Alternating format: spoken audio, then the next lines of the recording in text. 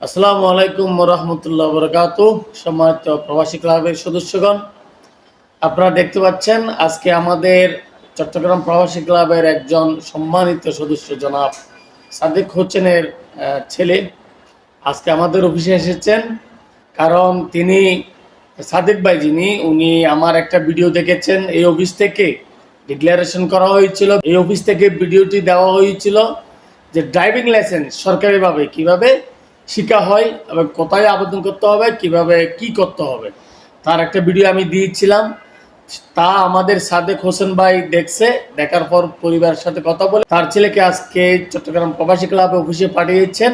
আমি তাকে পরামর্শ দিচ্ছি এবং ড্রাইভিং লাইসেন্স করতে সরকারিভাবে ফ্রিভাবে ড্রাইভিং লাইসেন্স করতে কি কি দরকার, কি কি প্রয়োজন, কোথায় যাবে, কিভাবে করবে, আর বিস্তারিত আমাদের ছেলেকে বুঝিয়ে দিচ্ছি। আমাদের ছেলের নাম হচ্ছে মোহাম্মদ ফাহিম। বলো, ফাহিম আরফাত। ঠিক আছে, ফাহিম পড়ালেখা করতেছে আমার চট্টগ্রাম কলেজে আছে, ডিগ্রি সেকেন্ড ইয়ারে আছে। আপনারা তার জন্য সবাই দোয়া করবেন। আসলে এই যে সরকারিভাবে ড্রাইভিং লাইসেন্স ভালো করে খেয়াল করবা।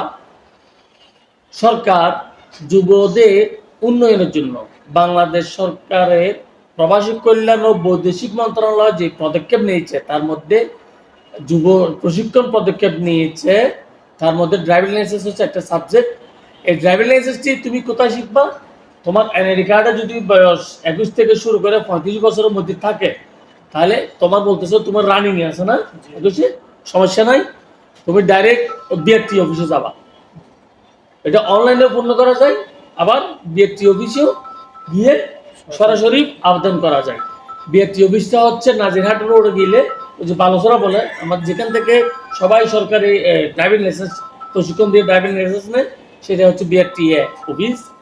ওখানে গিয়ে আবেদন করে ড্রাইভিং লাইসেন্সটা শেখানো হবে। এখন সেশন চলতেছে মে, জুন, জুলাই, আগস্টে। এখন থেকে বুক শুরু হয়ে গেছে, কিন্তু শুরু হবে মে, জুন, জুলাই, আগস্ট। ডেলি 3-4 ঘন্টা শিখাবে। প্রত্যেকদিন শিখাবে না, হয়তো সপ্তাহে একদিন 2 দিনও শিখাতে পারে, অথবা পুরো সপ্তাহে শিখাতে পারে। ওখানে গিয়ে এটা তার সাথে কথা বলে যা হয়। তাহলে তুমি গেলে, তুমি ভর্তি হওয়ার পরে তোমাকে ওরা ড্রাইভিং শিখাবে। শিখানো প্রত্যেকদিন কিন্তু গাড়ি ভাড়া দিবে 100 টাকা, আবার 50 টাকা টিফিন খরচ দিবে। পার্ট অফ দ্য, যেদিন শেষ হবে 4 মাস বা তোমার উপস্থিতির উপর নির্ভর করে 10,000 থেকে 16,000 টাকা পর্যন্ত প্রণোদনা দিবে। এটা হচ্ছে আলাদা বিষয়। এখন তোমার কি কি লাগবে? তোমার 4 কপি ছবি লাগবে, পাসপোর্ট সাইজের রঙিন ছবি, ঠিক আছে, এনআইডি কার্ডটা লাগবে আপাতত। এগুলো দিয়ে তুমি ভর্তি হয়ে যেতে পারবা। তো তুমি কি কি আনছো আসার সময়? এনআইডি কার্ড আছে, আর ছবি, মোবাইল আছে। ঠিক আছে। সম্মানিত সদস্যগণ, যেহেতু আমাদের ক্লাবে এসেছে, আমি এখন বসে অনলাইনে এই ফাহিমকে নিবন্ধন করেই দিব। কারণ যেহেতু আমাদের সদস্যের ছেলে, তার মানে আমাদের ছেলে, আমাদের সাহায্য করতে হবে এইভাবে সদস্যদের। আমি অনলাইনে নিবন্ধন করিয়ে দেব।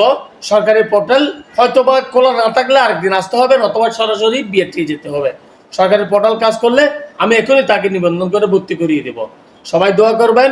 ইনশাআল্লাহ ভবিষ্যতে যে কোনো প্রবাসীর ছেলে, যে কোনো প্রবাসীর পরিবার, যে কোনো কিছু সরকারিভাবে হোক বেসরকারিভাবে হোক, কোনো সাহায্য সহযোগিতা দরকার হলে আমাদের এখানে চলে আসবেন।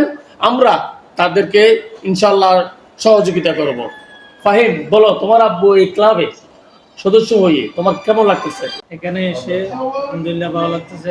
প্রবাসী কল্যাণ আমাদের প্রবাসীদের যারা ফ্যামিলি আছে তাদের সরকারি বেসরকারি যে কোনো কার্যক্রমে সহযোগিতা করতেছে। এটা একটা ভালো একটা দিক। এবং যারা প্রবাসী, আরো অনেক প্রবাসী আছে এখানে, যতটুকু দেখতেছি যতটুকু প্রবাসী আছে সদস্য ততটুকু নাই। এই প্রবাসী কল্যাণ প্রবাসী ক্লাবে, চট্টগ্রাম প্রবাসী ক্লাব এটা জনগণের কাছে, প্রবাসীদের কাছে আরো জনপ্রিয়তা পাক, আগামীতে আরো এগিয়ে যাচ্ছে। ধন্যবাদ ফাহিম। আমাদের ছেলে একটা কথা বলছে, বাংলাদেশে অনেক প্রবাসী আছে, চট্টগ্রামে অনেক প্রবাসী আছে, কিন্তু আমাদের প্রবাসী ক্লাবের সদস্য না। আপনারা সদস্য হন, চলে আসুন আমাদের সাথে, আমরা আপনাদের সাথে থাকবো। আপনার সদস্য হলে এরকম সাহায্য সহযোগিতার হাত প্রবাসী ক্লাব আপনাদের জন্য বাড়িয়ে দেবে। ভালো থাকবেন, সুস্থ থাকবেন। প্রবাসী ক্লাব আপনাদের সাথে ছিল, থাকবে এবং আছে। আসসালামু আলাইকুম।